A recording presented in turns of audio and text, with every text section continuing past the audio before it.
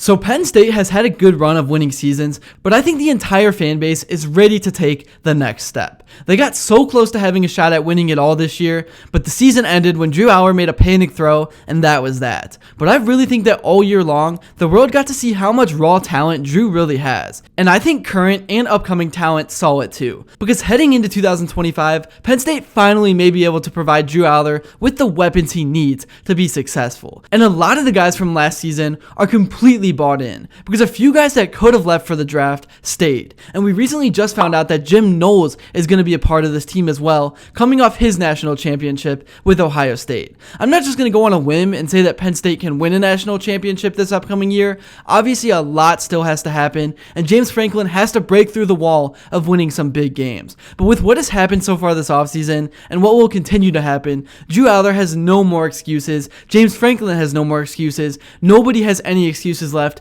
It's showtime, and I want to talk about it all. But before I begin, I would really appreciate it if you would drop a like and subscribe. It only takes 5 seconds, plus you can always change your mind. We are on the road to 50,000 subscribers, and with your support, I believe that we can get there super fast. Alright, so starting off talking about last season, to sort of explain why I am so excited for this season, last year, the Penn State offense was very stagnant at times. It was like, if the run game wasn't working, they were in for a long day. And that's not especially Allar's fault. Receiver-wise, there was just no weapons, and nobody that consistently could step up. Obviously, Tyler Warren was a dog, but he was it. But coming into 2025, the Nittany Lions really do have something to build on. Both Kaytron Allen and Nick Singleton have announced that they are returning, which gives Penn State what could be the best backfield in college football. And then at receiver right now, they have Devontae Ross, who will be looking to build on the season he had last year, and Kyron Hudson out of USC will be looking to have the breakout season he's been hoping for. But obviously there is still a ton of work to do.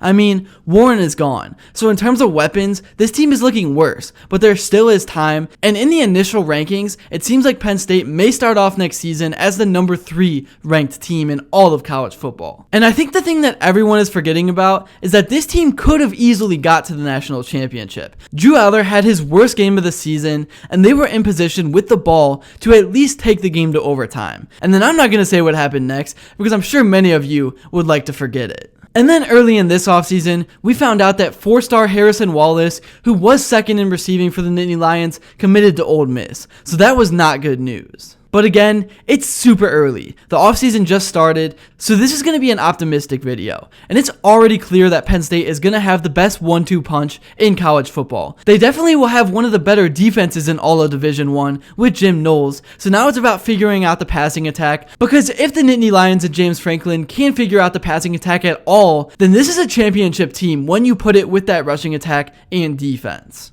Getting more into the defense, as I already mentioned and everyone is talking about, Franklin's most recent addition to the program has pushed excitement about Penn State's 2025 ceiling, as it has been taken to new heights. Jim Knowles has a clear case to be the best defensive coordinator in all of college football, and Penn State paid him as such. The Nittany Lions have consistently boasted one of the nation's stingiest defenses, ranking number 7 in total defense in 2024 and number 2 in 2023. But Knowles has the kind of mind that can take this unit to just another level, especially in big games, and that is what matters most. This fanbase just wants to see this team win a big game against a team ranked higher than them. In each of Knowles' last 2 years at Ohio State, the Buckeyes have ranked in the top 3 nationally in total defense, including a number 1 finish with 254.6 yards allowed per game during their 2024 national championship run. The Nittany Lions have also seen firsthand how tough a Knowles-led unit is to score against. They have scored just 1 touchdown against Ohio State over the past 2 seasons, which is kind of crazy to think about. Add in the fact that offensive coordinator Andy Koltonicki is back for year 2 in Happy Valley, and Penn State has established coaching experience on both sides of the ball. In Koltonicki's first season with Penn State, the team averaged more than 200 rushing yards and 33.1 points per game,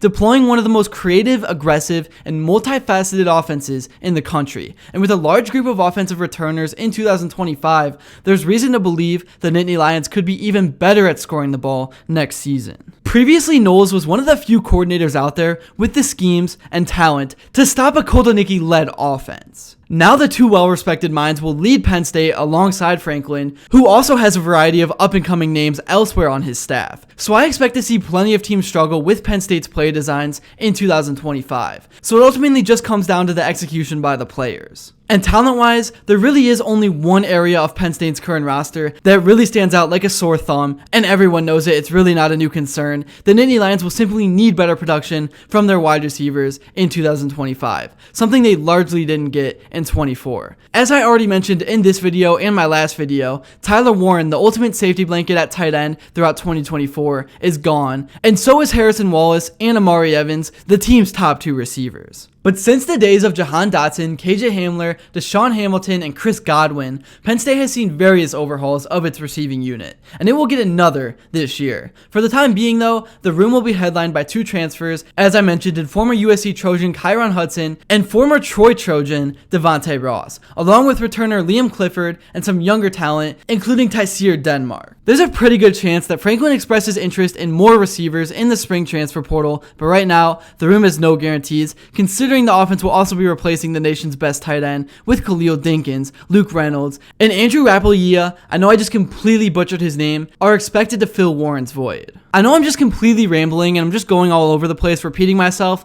but overall, in terms of James Franklin, I know not everyone is a fan of him, but I think he's a humble guy and does understand the stakes and what comes with underperforming at this school. There's nobody that's looking in the mirror harder than I am, Franklin said after Penn State's 20-13 loss to Ohio State. I will say this, and I've said it before, 99% of the programs across college football would die to do what we've been able to do in our time here. But I also understand when you're in a place like Penn State, there's really high expectations. When you're in a place like Ohio State, there's really high expectations. I get it. So we've looked at all these things really hard. We'll continue to look at these things really hard. And Franklin isn't wrong. This school and fan base has entered a space where the vast majority of its success is overlooked by virtue of its shortcomings. All of this while simultaneously putting together one of the most numerically successful runs in program history. In many respects, Joe Paterno's biggest strength was his ability to transcend generations. While he may not have posted endless memorable seasons, he was the cornerstone of nearly all of them. In turn, fans and alumni were tied together by happy memories under the umbrella of the same head coach. As for Franklin, his crowning achievement, a 2016 Big Ten title, is the only high-level emotional anchor that fans, especially younger fans, might have with the program and with him. But yeah, that's really all I have to say. What happens over the next few months is going to be super interesting to keep an eye on, and let me know in the comments below what you would like to see happen. If you made it to this point in the video, thank you all so much, and if you enjoyed and haven't yet, please be sure to drop a like and subscribe,